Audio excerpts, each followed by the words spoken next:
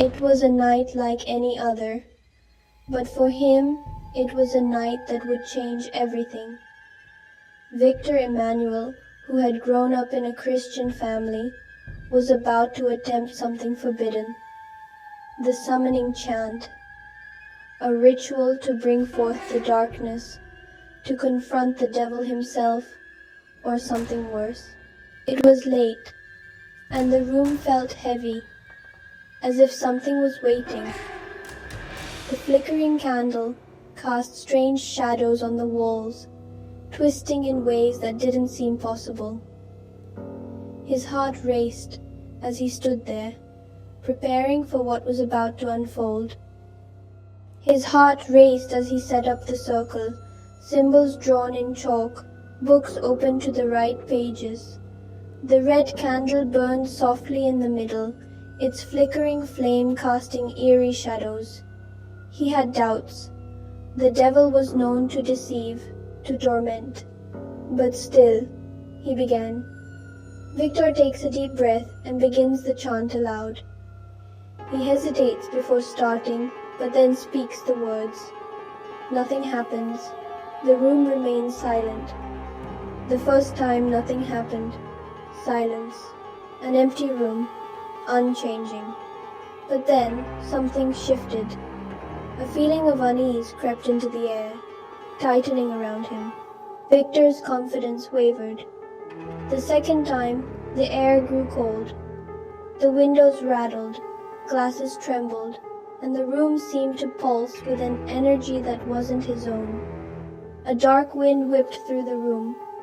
He closed his eyes, hoping to block out the horror that was creeping closer.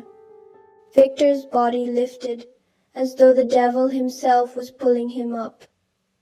He felt the air grow heavier, the darkness closing in. The force that gripped him was painful, as though it sought to tear him apart from the inside out. And then, the pain, a burning sensation across his back, like something had marked him.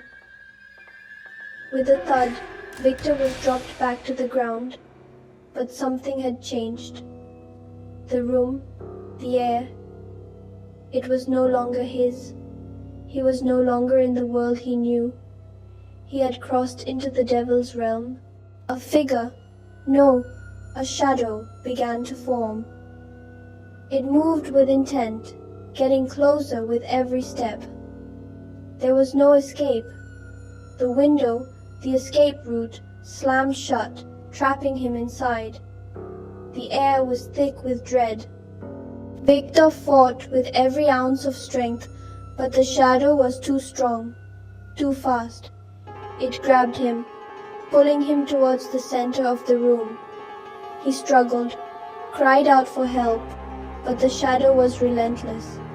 It was everywhere, inside him, around him, suffocating him. The shadow entered him, consuming him from the inside.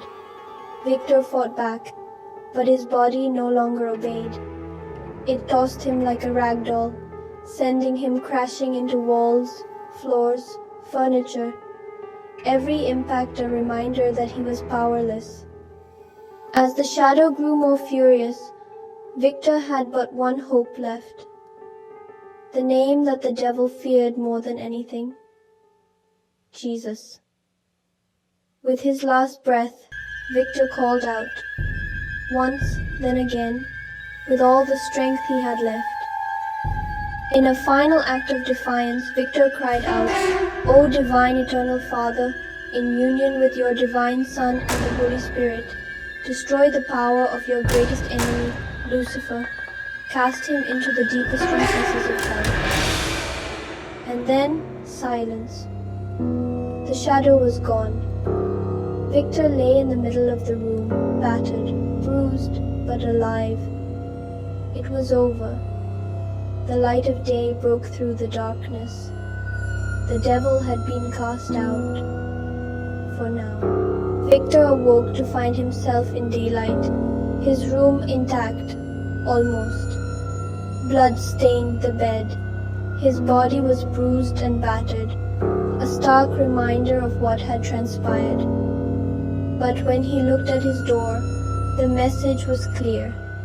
The devil would return.